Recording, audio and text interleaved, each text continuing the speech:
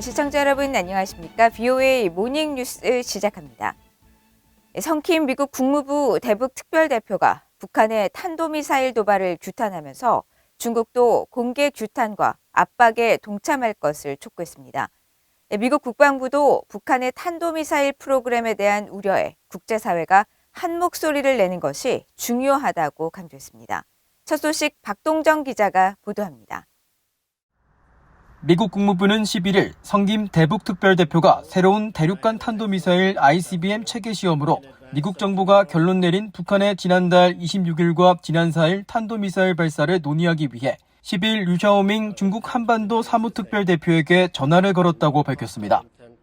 그러면서 성김 대표가 여러 유엔 안보리 결의 위반이자 국제평화와 안보에 심각한 위협이 되는 이들 발사를 강하게 규탄했으며 불법 대량 살상 무기와 탄도미사일 프로그램을 발전시키고 긴장을 점증시키는 길을 계속하겠다는 북한의 의지를 보여주는 데 대한 우려도 표했다고 밝혔습니다. 특히 성김 대표는 중국과 미국이 영내 안보에 대한 이해관계를 공유하고 있으며 중국이 북한의 미사일 발사에 대한 미국의 공개적 규탄에 동참할 것을 촉구했다고 전했습니다. 또 중국이 북한의 불안정한 활동 중단과 대화 복귀를 촉구할 것을 독려했으며 한반도의 완전한 비핵화라는 공동의 목표를 향한 진전을 이루기 위해 미국은 북한과의 외교에 여전히 열려 있다는 점도 거듭 강조했다고 전했습니다. 미국 국방부는 국제사회가 북한의 탄도미사일에 대한 우려에 한 목소리를 내는 것이 중요하다고 강조했습니다. 존 커비 국방부 대변인은 11일 정례 브리핑에서 미국 정부가 이례적으로 북한의 탄도미사일 발사에 대한 정보를 발표한 이유를 묻는 질문에 이같이 답했습니다. Because we believe it's important to call out the behavior that we've been seeing, particularly in the last few weeks, and that we believe it's important for the entire international community to speak with one voice about the concerns that we know they have over the DPRK's continued ballistic missile program. 이어 우리가 내린 평가들에 대해 더 자세히 설명하지 않겠다면서도 계속된 북한의 이 같은 시험은 분명한 도발인 동시에 유엔 안보리 결의 위반이라는 점을 분명히 했습니다. 커비 대변인은 북한이 개발하려는 능력의 종류에 대해 우리를 비롯한 많은 국가가 우려하고 있다면서 우리는 이런 실험들을 공개적으로 지적하는 것이 옳은 일이었다고 믿으며 정보가 공개돼야 한다고 생각하면 공개할 것이라고 밝혔습니다. VOA 뉴스 박동정입니다. 미국과 한국의 군 당국이 북한이 신형 대륙간 탄도미사일 ICBM 성능 시험을 위한 추가 발사를 준비하는 징후를 포착하고 대비 태세를 강화하고 있다고 한국합동참모본부가 밝혔습니다. 합동참모본부 관계자는 14일 기자들과 만나 시기를 예단하기 어렵지만 미한 정보당국은 북한의 신형 ICBM 추가 발사 가능성에 대비해 관련 동향을 예의주시하고 있으며 확고한 대비 태세를 갖추고 있다고 밝혔습니다.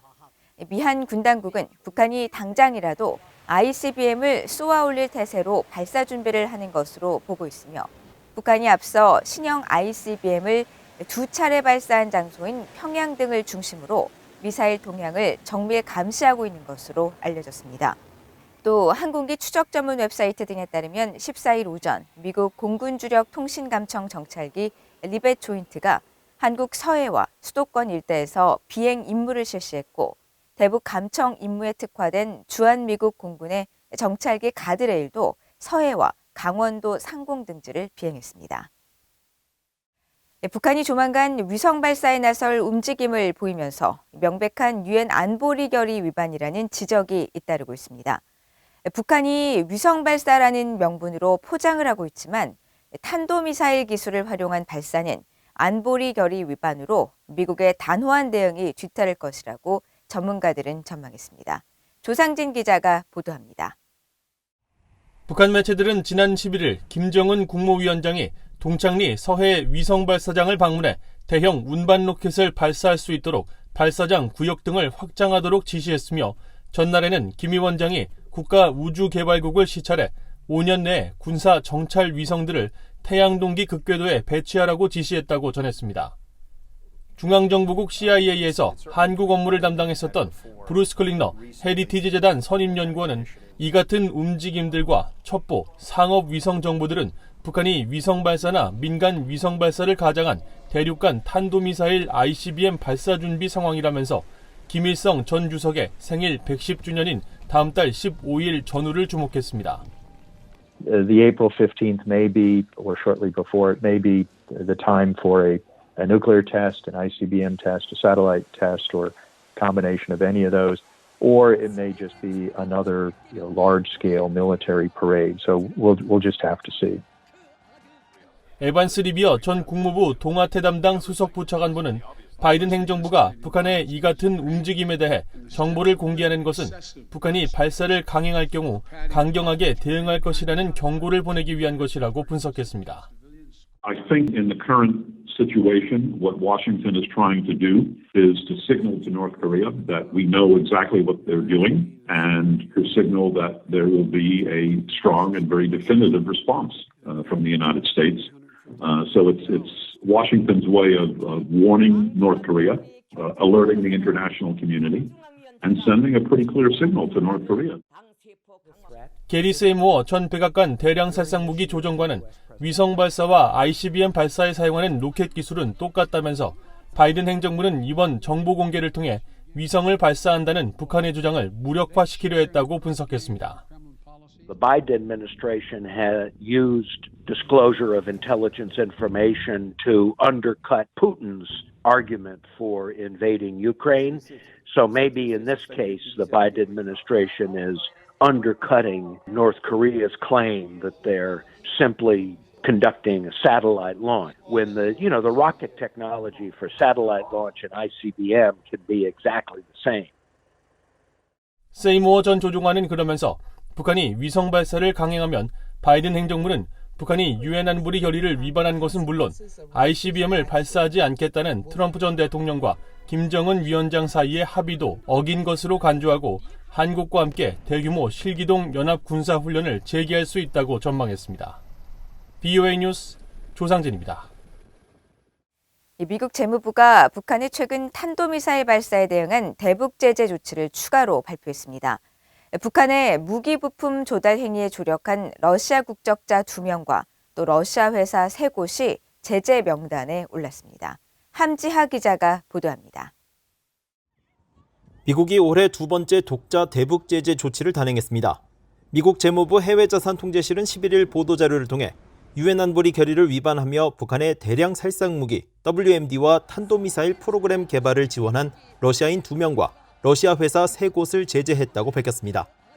제재 명단에 오른 대상자는 러시아 업체 아폴론 555, 이 회사의 디렉터인 알렉산드로 가예보, 또 다른 러시아 회사 질엠과 RK 브리즈, 그리고 이 회사의 소유주 알렉산드르 차소브니코프입니다.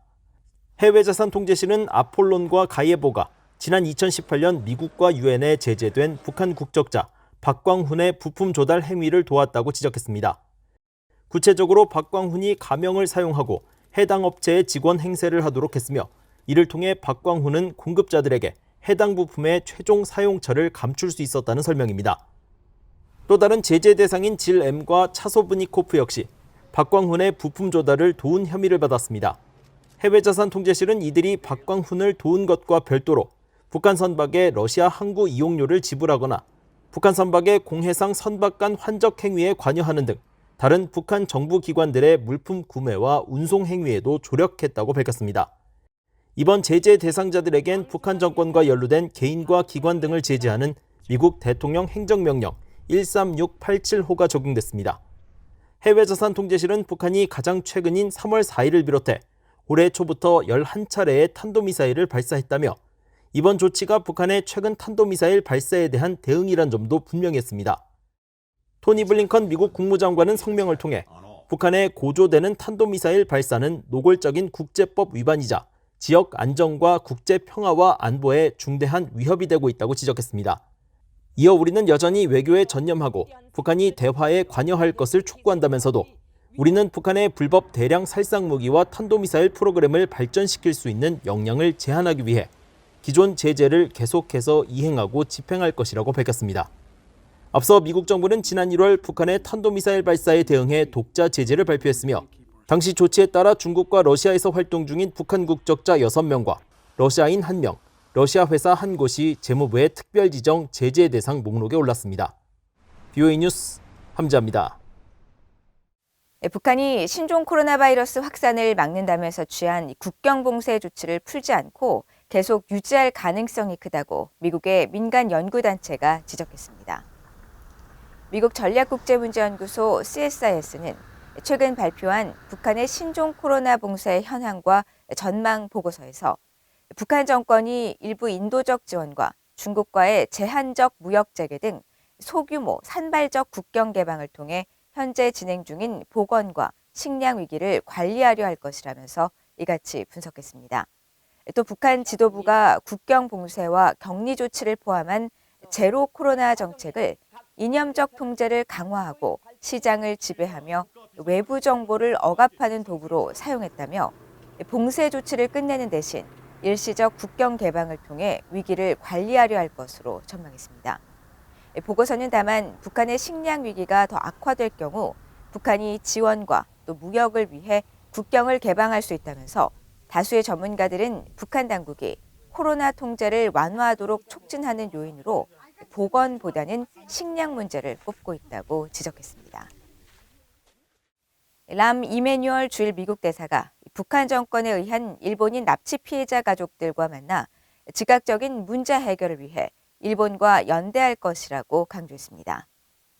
이메뉴얼 대사는 14일 사회연결망 서비스 트위터를 통해 이날 대사관저에서 일본인 납북 피해자를 상징하는 인물인 요코타 메구미 씨의 모친 요코타 사키에 씨 등 북한에 의한 납치 피해자 가족회 대표들을 면담했다고 밝혔습니다. 그러면서 납치 피해 일본인 가족들을 만나 사랑하는 가족에 대한 매우 가슴 아픈 이야기를 전해 들었다면서 미국은 납치 문제의 즉각적인 해결을 위해 일본과 연대할 것이라고 말했습니다. 납북 피해자 가족들은 이날 면담에서 이메뉴얼 대사에게 시간이 얼마 남지 않았다면서 미국 정부의 협력과 또 조 바이든 미국 대통령의 일본 방문 시 면담을 요청했다고 NHK 방송 등 일본 언론들이 전했습니다. 이상으로 BOA 모닝 뉴스를 모두 마칩니다. 시청해주신 여러분 고맙습니다.